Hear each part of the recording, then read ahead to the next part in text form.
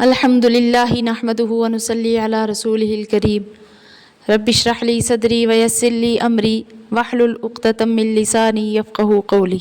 ان آیتوں سے پہلے جن آیتوں کی تفسیر بیان کی گئی تھی ان آیتوں میں یتیموں کے مال ان کو سپرد کر دینے اور عورتوں کے مہر ان کو ادا کرنے کا حکم گزر چکا ہے،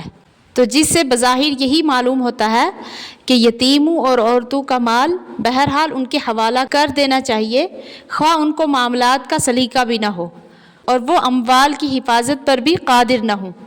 تو اس غلط فہمی کو دور کرنے کے لیے ان آیات میں فرمایا ہے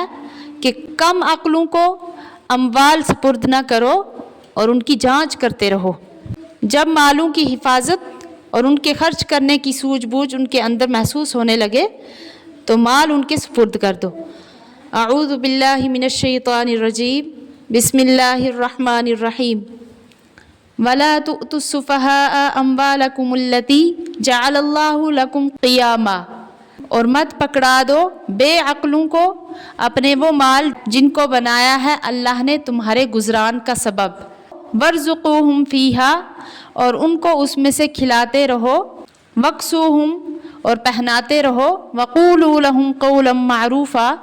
اور کہو ان سے معقول بات۔ یعنی اگر یتیم بالغ ہو جائیں کہ جس کا تقاضا یہ ہے کہ ان کا مال ان کے سپرد کر دینا چاہیے، لیکن اگر وہ کم عقل ہوں تو ان کم عقلوں کو وہ مال مت دو جن کو اللہ تعالیٰ نے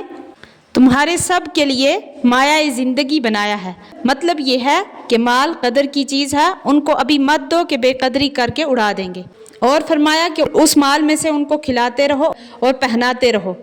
اور ان سے معقول بات کہو، یعنی ان کو تسلی کرتے رہو کہ مال تمہارا ہے، تمہاری خیر خواہی کی وجہ سے ابھی تمہارے ہاتھ میں نہیں دیا، ذرا سمجھدار ہو جاؤ گے تو تم ہی کو دے دیا جائے گا۔ وَابْتَلُوا الْيَتَامَى حَتَّى إِذَا بَلَغُوا النِّكَاحَ، اور سدھارتے رہو یتیموں کو جب تک پہنچ جائے نکاح کی عمر کو۔ فَإِنْ آنَسْتُم مِّنْهُمْ رُشْدًا فَادْفَعُوا إِلَيْهِمْ أَمْوَالَهُمْ، پھر اگر دیکھو ان میں ہوشیاری تو حوالے کر دو ان کو ان کا مال،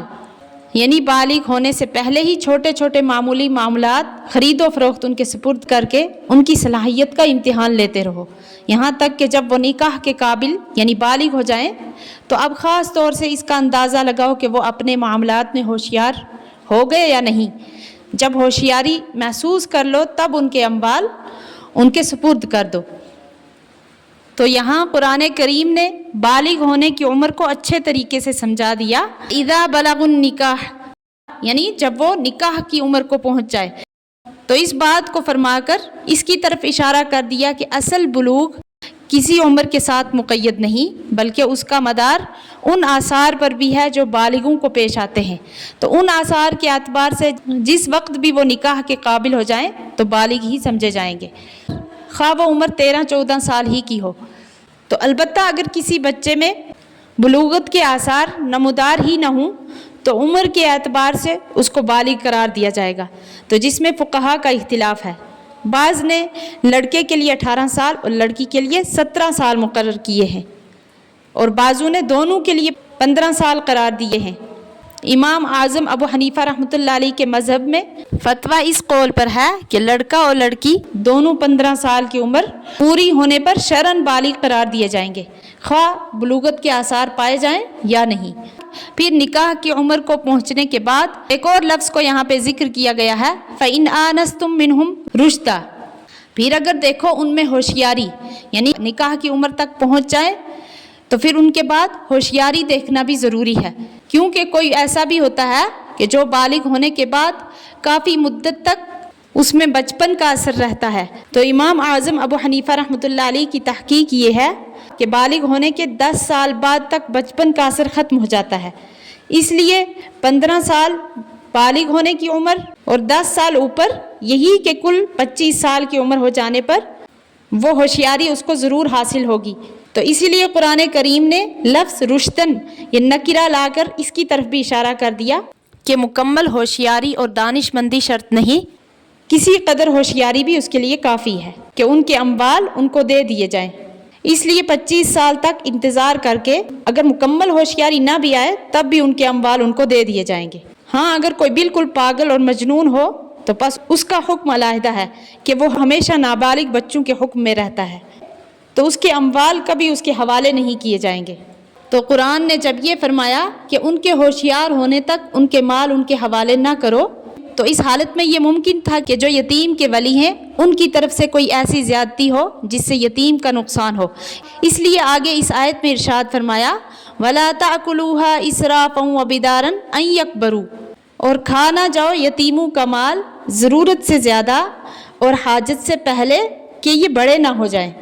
یعنی یتیموں کے مال کو ضرورت سے زیادہ خرچ نہ کرو، اور اسی طریقے سے اس خیال سے کہ یہ بالغ ہو جائیں گے پھر ان کو حوالہ کرنا پڑے گا، جلدی جلدی اڑا کر مت کھا ڈالو۔ وَمَن كَانَ غَنِيًّا فَلْيَسْتَعْفِفْ، اور جس کو کوئی ضرورت نہ ہو یعنی کوئی مالدار ہو تو یتیم کے مال سے بچتا رہے۔ تو اس آیت میں بتلایا گیا ہے کہ جو شخص کسی یتیم بچے کی تربیت اور اس کے مال کی حفاظت میں اپنا وقت اور محنت خرچ کرتا ہے، کیا اس کو یہ حق ہے کہ یتیم کے مال میں سے اپنی محنت کا حق کچھ لے لے؟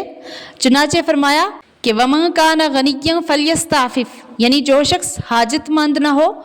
اپنی ضرورت کسی دوسرے ذریعے سے پوری کر سکتا ہے، تو اس کو چاہیے کہ یتیم کے مال میں سے خدمت کا حق نہ لیا کرے، کیونکہ یہ خدمت اس کے ذمہ فرض ہے، اس کا معاوضہ لینا جائز نہیں۔ پھر فرمایا وَمَن كَانَ فَقِيرًا فَلْيَأْكُلْ بِالْمَعْرُوفِ، اور جو کوئی محتاج ہو تو کھائے موافق دستور کے، یعنی جو یتیم کا ولی ہے وہ فقیر اور محتاج ہے اور دوسرا کوئی ذریعہ بھی اس کے لیے کمانے کا نہیں ہے، تو وہ یتیم کے مال میں سے ایک مناسب مقدار کھا سکتا ہے جس سے اس کی ضروریات پوری ہو جائیں۔ فَإِذَا دَفَعْتُمْ إِلَيْهِمْ أَمْوَالَهُمْ، پھر جب ان کو حوالہ کرو ان کے مال، فَأَشْهِدُوا عَلَيْهِمْ، تو گواہ کر لو اس پر، وَكَفَى بِاللَّهِ حَسِيبًا، اور اللہ کافی ہے حساب لینے کو۔ یعنی جب یتیموں کے مال ان کے سپرد کرنے لگو تو جو معتبر شخص ہیں ان کو گواہ بنا لیا کرو تاکہ آئندہ کسی جھگڑے کی صورت پیدا نہ ہو، اور یاد رکھو کہ اللہ تعالیٰ کے حساب میں ہر چیز ہے۔ تو یہ آخر کا جملہ فرما کر وَكَفَى بِاللَّهِ حَسِيبًا تمام عوام اور خواص کو توجہ دلائی گئی ہے، جسے اللہ کے محاسبہ کا خیال ہو وہی ناجائز مال سے بچ سکتا ہے۔ اللہ تعالیٰ صحیح عمل کرنے کی توفیق عطا فرمائے۔